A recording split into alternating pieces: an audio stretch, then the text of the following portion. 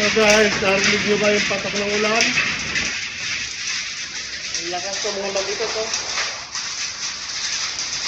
May kasamang yelo po ang ulan. Kawawa yung mga tanim ko.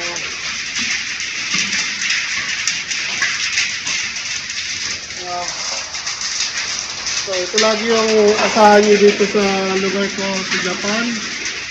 Kahit Abril na, laging tumitira ng ulan ng kundi snow, hail, ganyan. Laging at least once or twice sa April, dapat may hail pa yun.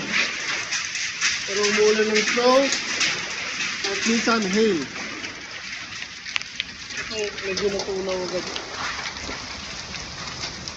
Natunaw eh. Abang tayo ng malaki-laki guys.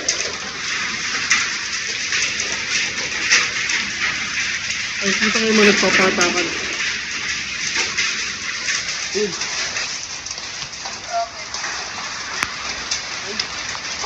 Tunog agad.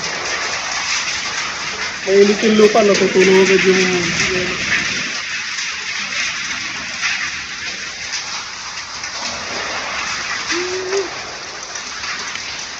Natutunaw. Ayan guys, oh.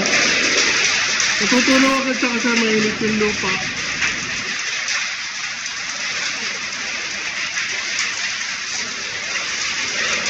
Wawa yung mga kamatis ko, strawberry, yung mga sibula na.